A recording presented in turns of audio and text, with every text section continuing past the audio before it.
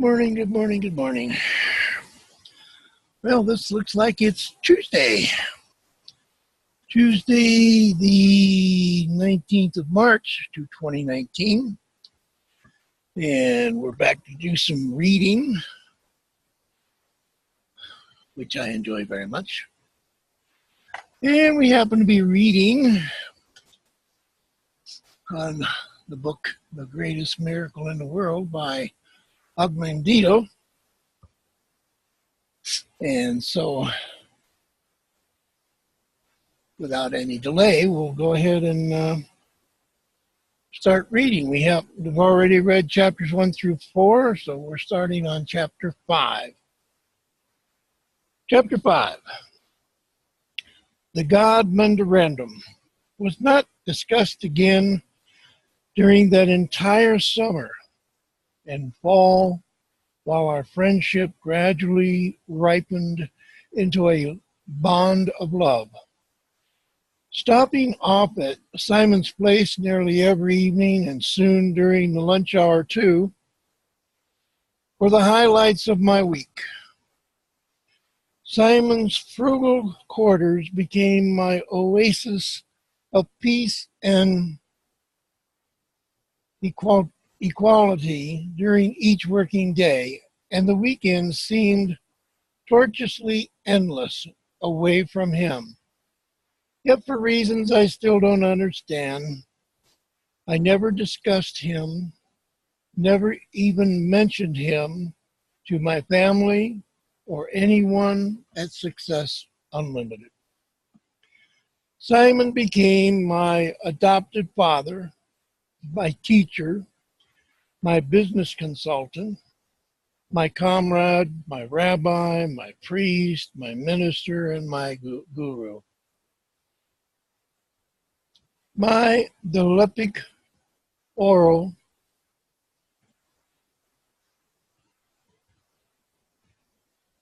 I canceled business invitations and skipped social functions to spend my time with him. And I literally began to sit at his feet to listen to him lecture to his classroom of one, which was me, on any subject.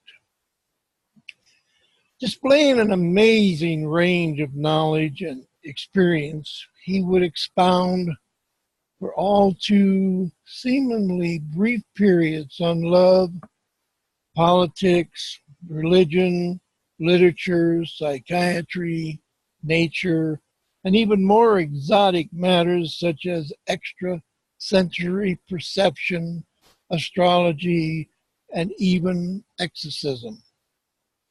Occasionally, I would prod him on with a question or statement that was calculated to keep him talking or might introduce a new subject on which I wanted his opinion. The depth of his knowledge, especially in philosophy and the behavior of men, never ceased to amaze me.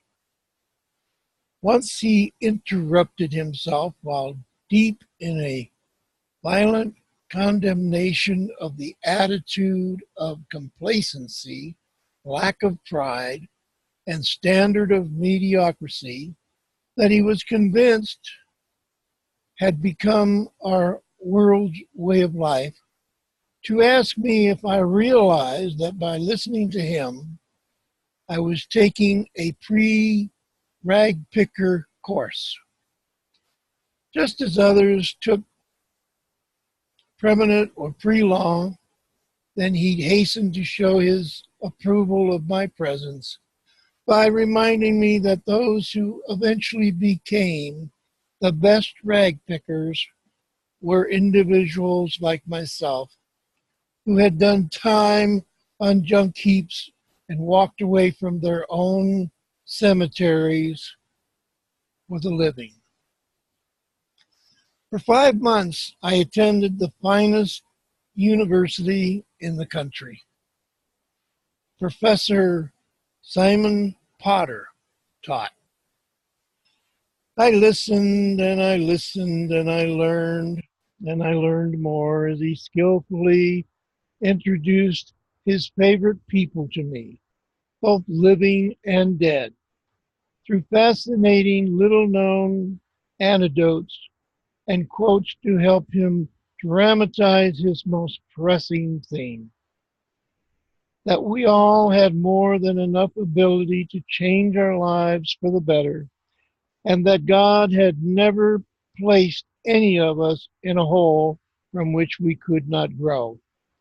And if we had locked ourselves in a prison of failure and self pity, we were the only jailers. We had the only key to our freedom. He spoke of our fear to take chances, to venture into unfamiliar enterprises and territories, and how even those few who risked their future in order to advance still found it necessary to constantly fight that compelling urge to flee back to their previous familiar womb of security, no matter how bleak their old existence had been. Simon pointed out that Abraham Maslow, one of America's greatest psychologists, had called this Jonah complex the inmate desire to hide from the possibility of failure. He was a great believer in making decisions and then burning your bridges behind you so that you had to make good, and he told how. Alexander the Great once handled such a situation.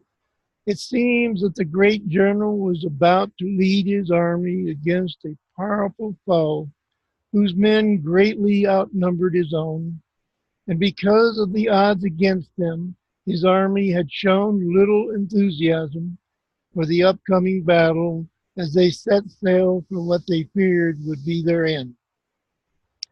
When Alexander finally unloaded his men and equipment on enemy shores, he issued an order for all his ships to be burned. As their means of retreat slowly sank in flames behind them, Alexander rose to address his men and said, "See your crafts going up in smoke, these ashes floating on the sea. That is our assurance that we shall be victorious, for none of us can leave this despicable land unless we are victorious in battle. Men, when we go home, we are going home in their ships." Simon did not believe that one should continue to work at a job which made him or her unhappy or miserable. He quoted Faulkner to reinforce his argument, trying to intimidate the great writer's southern drawl. One of the saddest things in life is that the only thing we can do for 8 hours a day, day after day, is work. We can't eat for 8 hours a day, nor drink for 8 hours a day, nor make love for 8 hours a day. All we can do for 8 hours is work, which is the reason why man makes himself and everybody else so miserable and unhappy. Then, to summarize that particular lecture, he would once again state his point that a job that makes one unhappy should be abandoned. It is not true, Mr. Ogg, that a rolling stone gathers no moss. A rolling stone can gather moss and a good deal more. He presented Mark Twain and to illustrate his belief that experience was usually an overrated quality. I could almost picture old Samuel L. Clemens in his wrinkled white suit saying, "We should be careful to get out of an experience all the wisdom that is in it, not like the cat that sits down on a hot stove lid. She will sit, she will never sit on a hot stove lid again, and that is well. But also she will never sit down on a cold one anymore." He had little sympathy for those who blamed their plight or poor fortune on a handicap, either physical or environmental. He reminded me of Milton's blindness, Beethoven's deafness, Roosevelt's polio, Lincoln's poverty, Tchaikovsky's tragic marriage, Isaac Hayes' frightening early years of poverty, Helen Keller's lack of hearing and sight, and even Archie Moore climbing out of the ghetto.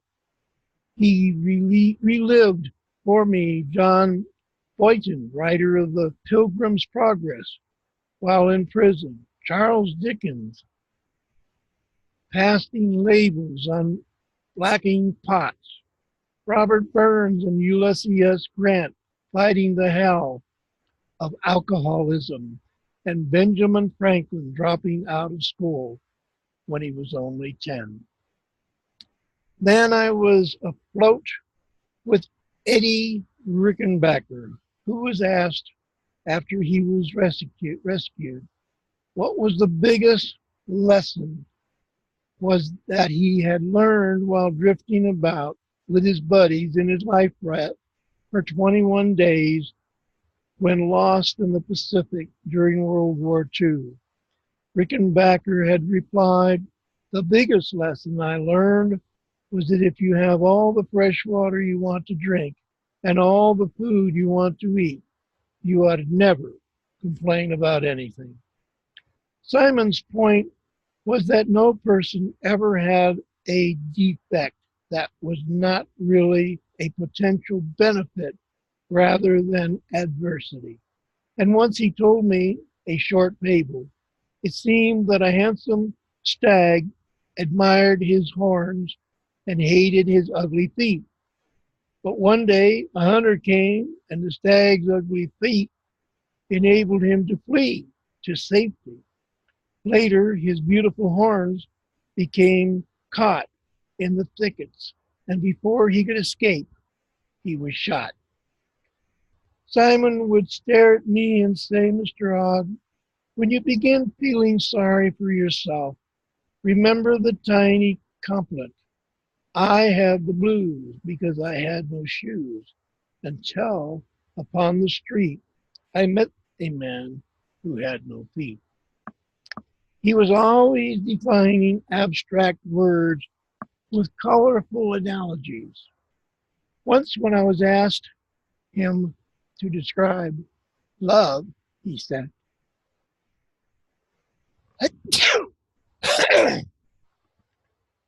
sorry about that, excuse me.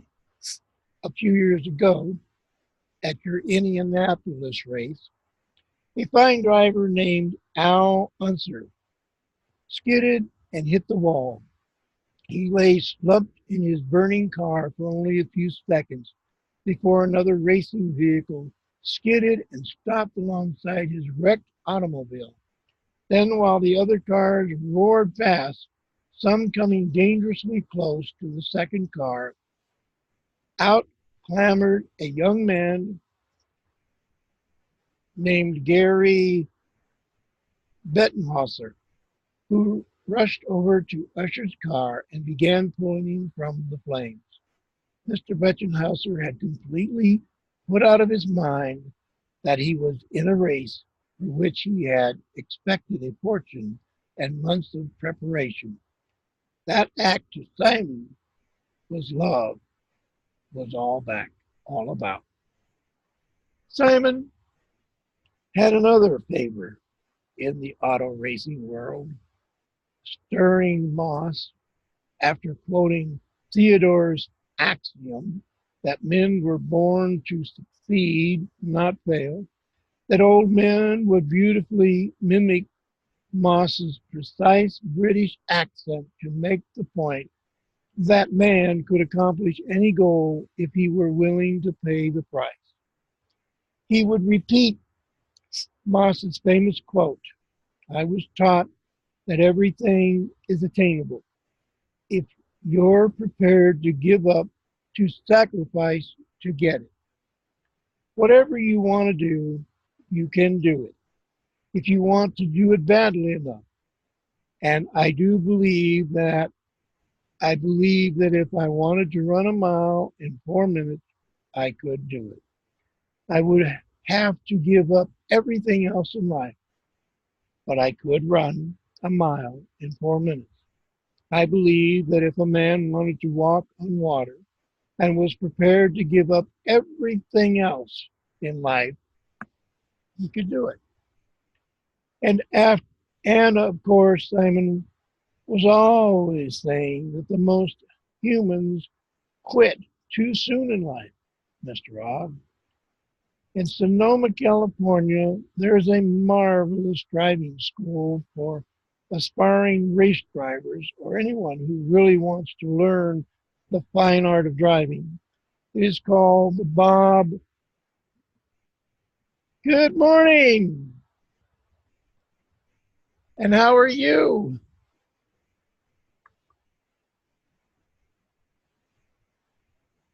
I presume Hi, you can. Rob. Oh, there you go. I can hear you. Yeah, I didn't have my sound on. That doesn't help. Yeah, it makes it a little difficult, don't it? Yeah. Anyway, we're on chapter 5. I've only read a page and a half, so I'll just go ahead and continue to reading. Okay. And then since you're here, I put in the chat this company that does the training. Remember when I was telling you it was only $7 a month? I'm going to put that in Oh, chat. I don't know about that. I don't remember you telling me about that. Yeah, I was talking about Okay. if it'll go. What do I got to do? Hit enter? I thought I did hit enter. Well, I got it in there, but it won't go.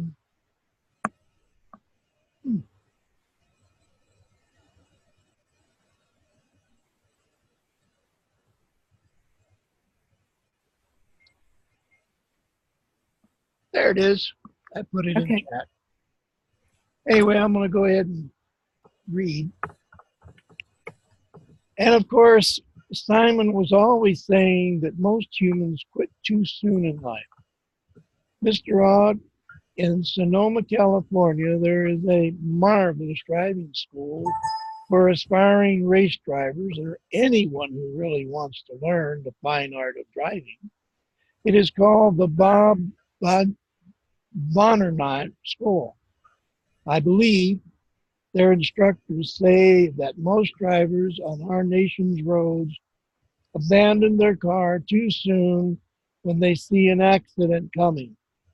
As the collision looms, they'll stop trying to save either the automobile or themselves by proper steering and braking, when a good deal could have been done up to the moment of impact to lessen the seriousness of the crash.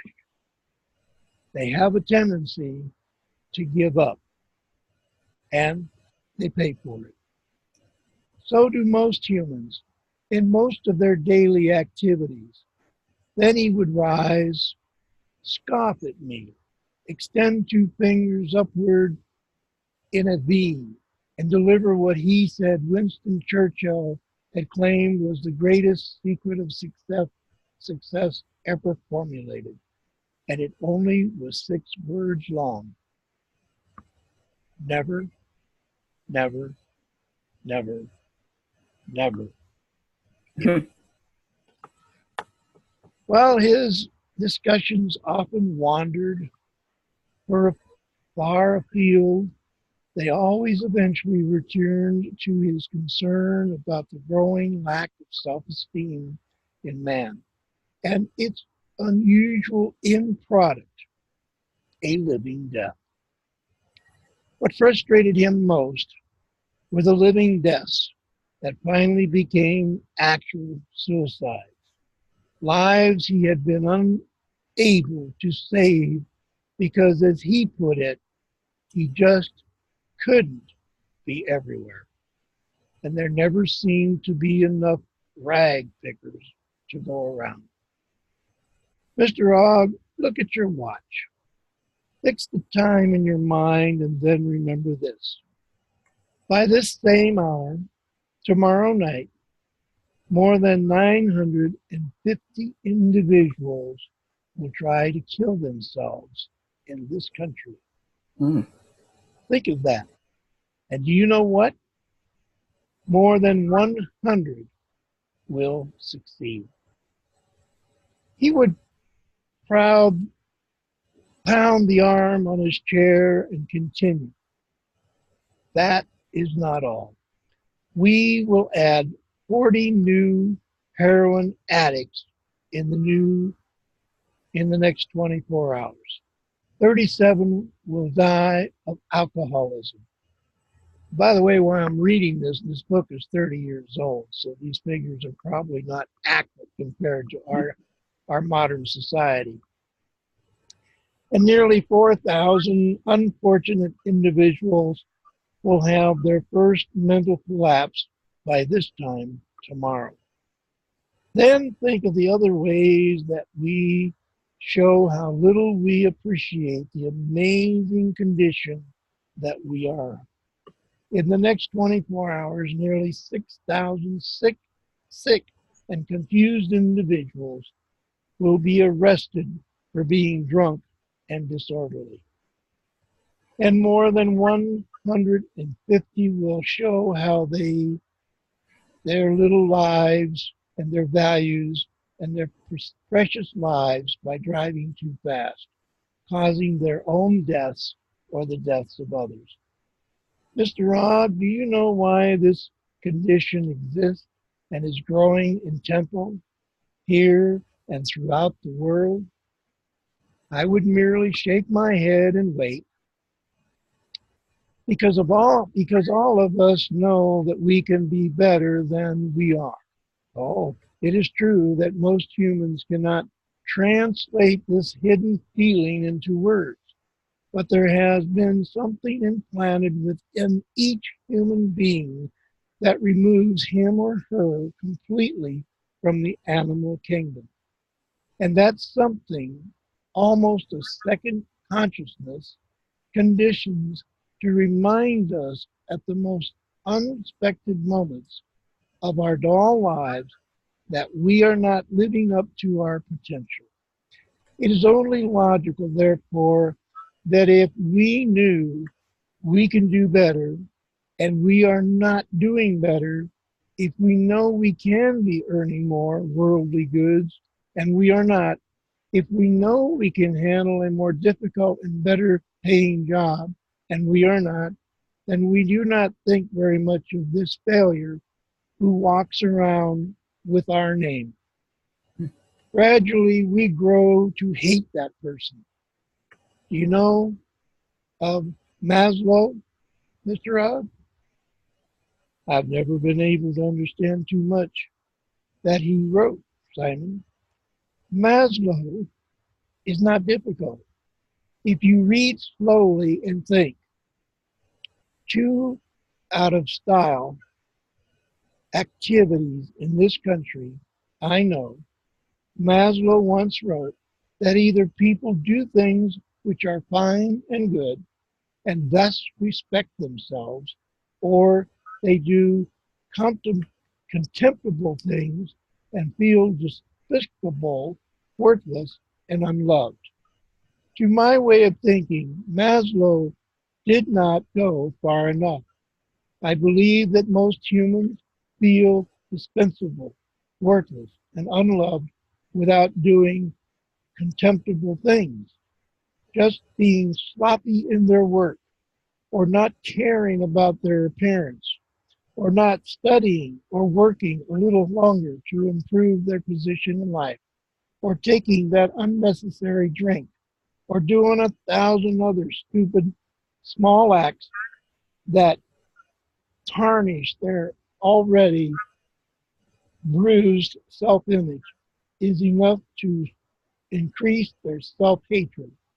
Most of us not only have a will to die, we also have a will to fail. Sometimes Simon would even quote one writer quoting another writer. We are all unhappy, Mr. Ogg. Henry Miller was always haunted by Tolstoy's sentence. If you are unhappy, I know that you are unhappy. But Simon, most of us are unhappy only because we have problems.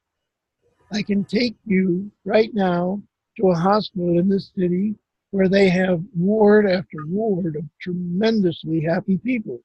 They're laughing all the time. They no longer face their problems, and there are bars on their windows. I'm not suggesting an impossible euphoric state of permanent happiness as a lifetime shield from our problems. That is impossible. Problems, big and small, will be with every one of us so long as we live. Norman Vincent Peale once said that the only time he found people with no problems was when he walked when he walked through a cemetery. No happiness is not a cure-all. It is an antidote. Something that will enable us to handle and deal with our problems, still maintain our self-esteem so that we do not resign from the human race. And the ultimate form of resignation, of course, is suicide. Why in the hell do we do such a poor job of dealing with our problems, Simon? Why are we all so unhappy when the ingredients for happiness are all around us? Is that another curse like the original sin, only worse? Why are we unhappy? I will repeat it for you. Why are unhappy? We are unhappy because we no longer have our self-esteem. We are unhappy because we no longer believe we are a specific miracle, a special creature of God. We have become cattle, numbers, punch cards, slaves, ghetto residents, and all. We look in our mirrors and no longer see the godlike qualities that once were so evident. We have lost faith in ourselves. We have really evolved into the naked apes that Desmond Morris wrote about. When did all this happen? I don't know for a certainty, but of course I have a hypothesis. I believe it may have begun with Copernicus. Copernicus, the Polish astronomer. Yes, actually, he was a medical man. Astronomy was only a hobby with him. Still, before Copernicus, man actually believed that he lived in the absolute center of God's universe, here on Earth, and that all those tiny lights above merely hung there for his pleasure, entertainment, and illumination. Then Copernicus proved that our planet was not the center of anything, and that we were just another tiny ball of dirt and stone moving around in space and held captive by an immense globe of fire many times our size. This was a tremendous jolt to our ego. We refused to accept this brilliant man's discoveries for centuries.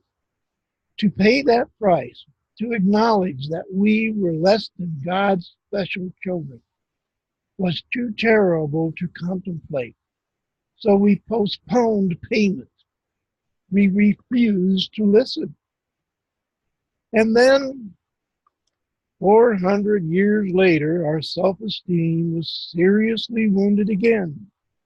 Great Britain produced a brilliant naturalist, Darwin, and he told us that we were not special creatures of God, but had our roots in an evoluting animal kingdom.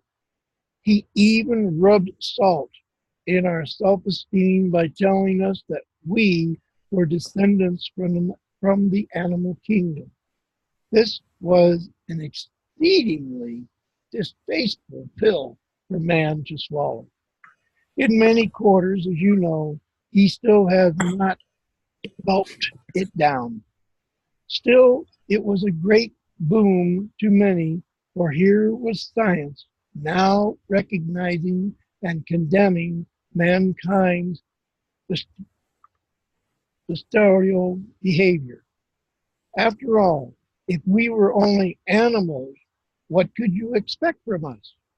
Thus, our self-image, our self-esteem, our self-love slipped a few more rungs down the ladder to misery and hell. Darwin gave us our animal permits. After Darwin, what then? After Darwin, Freud, and more broken windows in the house of self-esteem. Freud told us that we were unable to control many of our actions and thoughts, and nor could we ever understand them since they had originated from very early childhood. Experiences involving love and hate and repression, now buried deeply within our subconscious mind, that just what we needed. Now we had a license from one of the world's most brilliant medical authorities to do anything we wished to ourselves and to others. We no longer needed a rational explanation for our activities. Just act and blame the consequences on our father or our mother. Simon, let me be sure if I comprehend what you're saying. Your position is that man, at one time, perhaps through a closer communication with God, believed that he was truly a marvelous creature, a superior being made in the image of God. Then he began to make discoveries that gradually chipped away at the high opinion he had of himself until he eventually was thinking, if we're not godlike people, if we do not live in the center of God's world, if we are really only animals, and if we cannot control and explain many of our actions, then we are not of any more consequences than the weeds in our garden. If we are not, in truth, very much of anything, then how can we be proud of ourselves? And if we are not proud of what we are, how can we like ourselves? And if we don't like ourselves, who wants to live with that sort of person? So, let's get rid of ourselves. Let's drive too fast, or drink too much, or eat too much, or purposely foul up so that we can get ourselves fired from our jobs, so that we can sit in the corner and suck our thumbs and tell ourselves that we're worthless anyway. So what the hell is that? Is that it? Exactly. Now it was my turn. Let me add what may be another nail in the coffin in self-esteem, Simon. When and if it is eventually proven correct, are you familiar with Professor Edward Dewey and his Foundation for the Study of Cycles at the University of Pittsburgh? Yes, many years ago, I purchased a large collection of back-numbered copies of his foundation's monthly human race, been sacred and maintained beyond the point of repair. The world is moving too fast for the average person. He steps off the road early in life and forfeits his place to the swift, the unscrupulous, and the mean. For every so-called success story in this world, there are thousands of miserable failures, and that ratio doesn't seem to change for the better as the population increases. Mr. Ogg, I'm surprised to hear you talk that way. You seem to be measuring success and failure like everyone else. You cannot mean what you are asking. You could not have written your book believing that success is immeasurable solely by bank balances. I don't, Simon, yet I can't tell you how many programs I've been on where this kind of question has been asked of me by some interviewer who has not read my book and therefore assumes that I have written another RAH.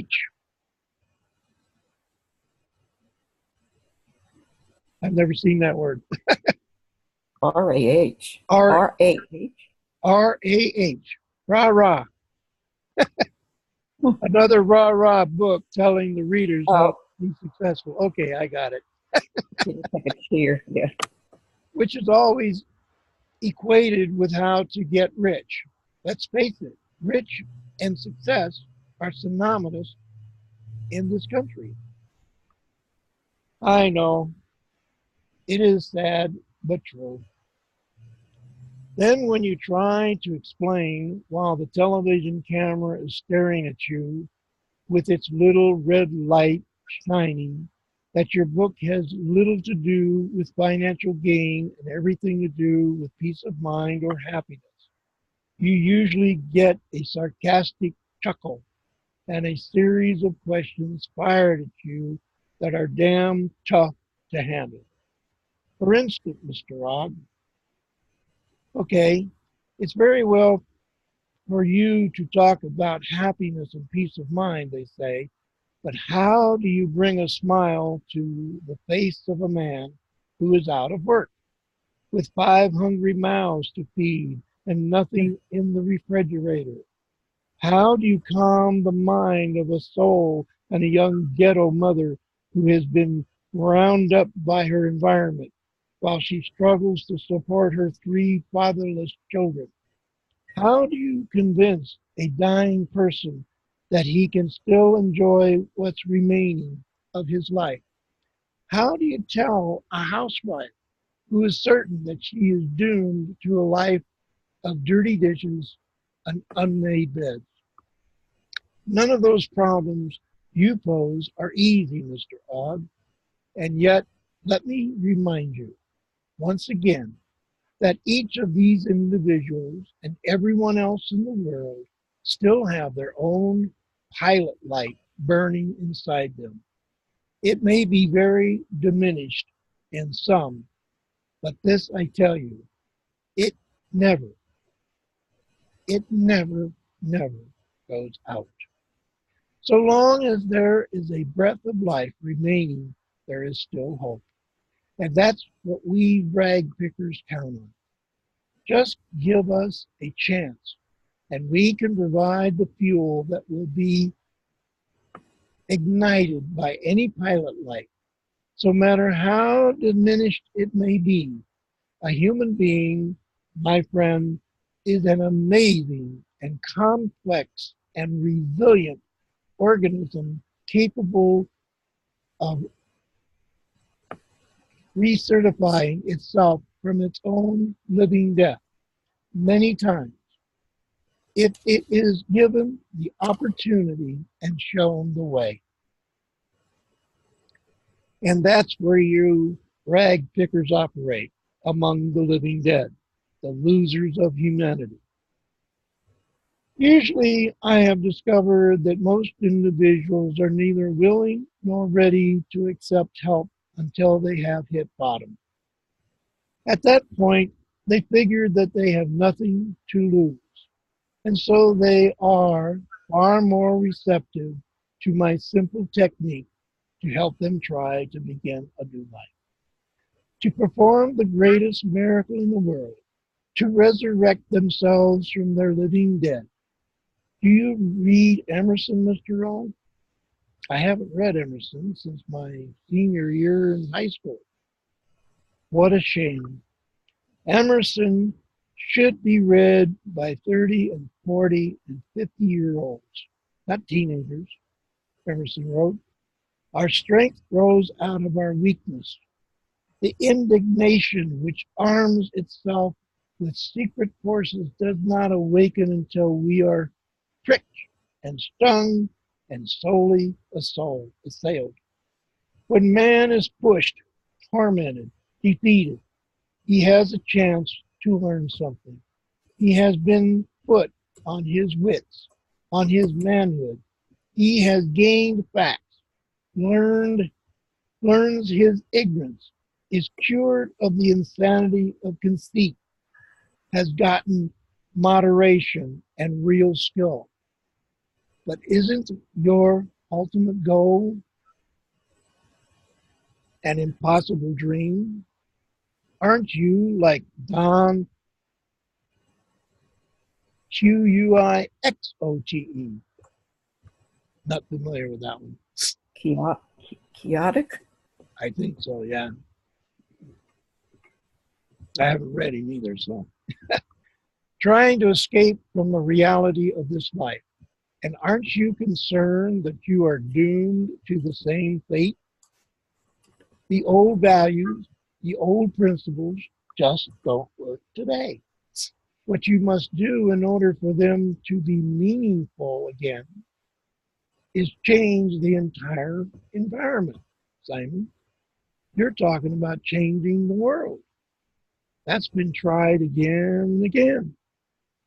We've got a who's who of martyrs who've tried and failed. They have not failed. While mighty Rome collapsed around him, a wise man named Calixtus continued to care for one small shrine in order to maintain his sanity and equality. You can still find his words of wisdom in any library. This old and wise rag picker, martyrs do not fail when their hearts cease to jump or pump. If they did, you and I would not be sitting here discussing the possibilities of carrying on their common goal of making this world a better place for all of God's creatures. The old man returned to his seat, reached across and placed a hand on my knee. Mr. Ogg, why not try to change the world? Why not teach others that they can perform a miracle with their own mind? Of what importance is it to man that he does not live in the center of the universe, so long as he can create his own beautiful world? Why should man care that he has descended from the animal kingdom once he realizes that he has the powers possessed by no other animal? And why should it concern him that some of his actions are triggered by youthful impressions buried in his subconscious mind, when he still has the power to control his mind and thus ordain his ultimate destiny? Only man, each in his own way, has the ultimate decision on how his life is lived. He had said so much that was deep and meaningful that I had to call a halt to our discussion, or at least lighten the mood, in order to have time to digest his remarks. So I lit a cigarette and tried to bait him. Simon, the astrologers wouldn't think much of your remarks about man having the ability to control his own destiny. He nodded his head sadly and smiled. Seers, astrologers, medicine men, philanthropists, numerologists, and psychics, each age has been security blankets. The old man touched my gray hair. You know, Shakespeare, Mr. Ogg, a little, the fault Fear Brutus is not in our stars, but in ourselves. And that's chapter 5. Did you enjoy that? Yeah. Yeah. I think you did. Yeah, it's a good book. I enjoy reading this particular book because it's very inspirational, and I like It is. and I like the concept of storytelling because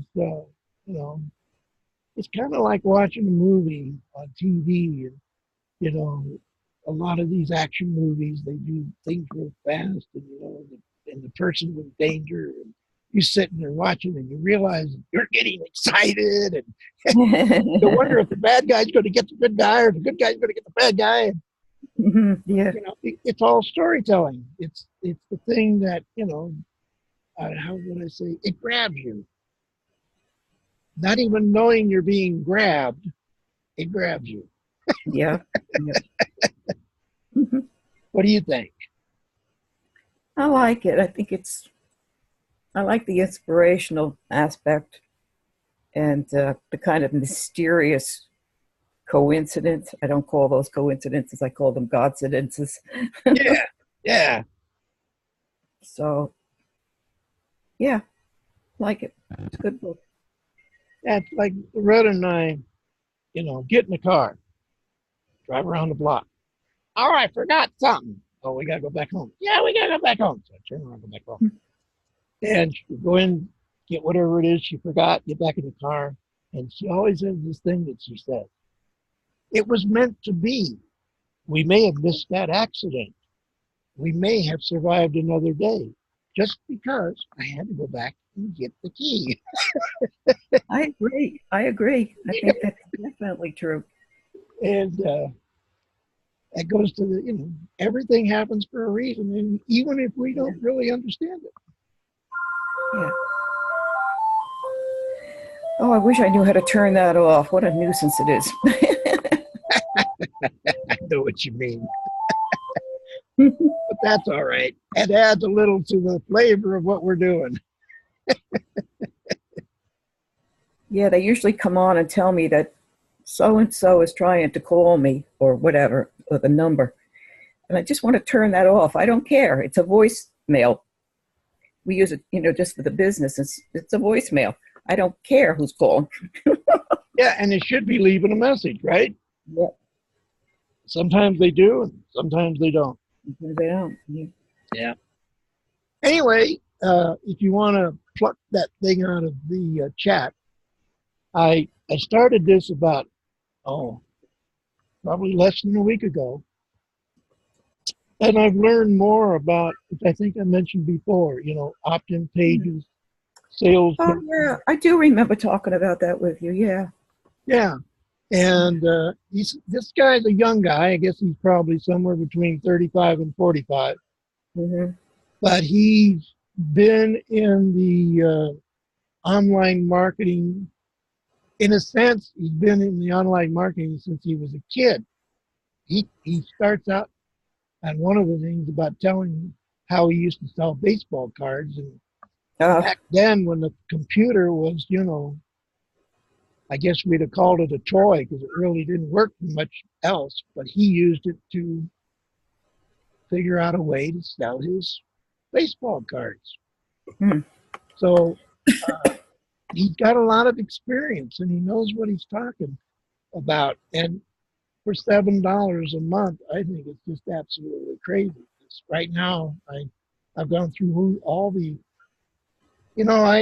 I had an idea what an opt-in page was. I knew how a sales page, I know about autoresponders. But what makes it unique is that he helps you not only draw out the picture of all these things, but then he shows you how to put them together and use them correctly. And that's what I need, because I just don't know how to do any of that stuff. So take a look, see what you think. Do you have to commit to a contract or can you quit anytime? No, you can quit anytime you want. So you're just basically saying you're going to pay $7 a month. Yeah, and I think if I recall, when you go on there, when you sign up, it's a 14-day trial, so you really won't even be charged 7 days or $7 until 14 days later. So you do Mhm. have an opportunity to go in and see some of the sessions, and go through them.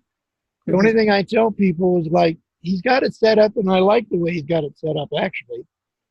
Uh, if you do a session, you have to put, when you're all done, you got to click to the right hand corner, session completed.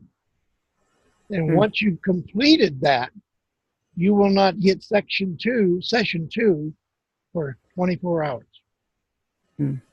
So it does two things. It makes you patiently wait to get the next session, Mhm. but it also gives you an opportunity to go back through the one you just went through and go through it again if you feel it's necessary without feeling pressured. So I like it. Okay. I probably won't do anything with it until Monday because I'm trying to get ready for this trip, Oh, yeah, and I know. Okay. I'm like running around like a chicken without a head. So I won't be able to concentrate on it. But yeah, maybe Monday. I'll That's definitely why, Monday. yeah, that's why I wanted to share it with you because uh, Yeah. some of the stuff I can share with you, because I've learned it. But some of that stuff, it's kind of like, you really need to take that 30 minutes or an hour a day to sit down and go over it so that you can actually Yeah. see it for yourself. Because it's very hard it reminds me a little bit of commercials, you know? I Yeah. can't, I can't do much when I only got a 3-minute commercial when actually you need a half hour to an hour to Yeah. really learn it. I mean, you can get an idea that you can do it, but without actually going through the process, you're not going to learn anything. So anyway, Okay. I won't be on Thursday because I've got my continuing ed class Thursday morning, oh, okay. and I probably won't be home in time to get on.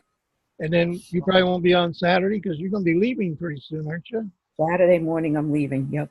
Yeah, so you probably won't be Well, on Saturday either, I won't see you Thursday or Saturday. but maybe next Tuesday you'll be back. Yeah, I should be back. Yeah. Okay, that's cool. I'm going to have to get a hold of this book. And I thought I had read it, but I come to realize, no, I did not. I did not ever read it. And yeah, I'll have to get a copy of it. Or just play back all your videos. There you go. I could do that.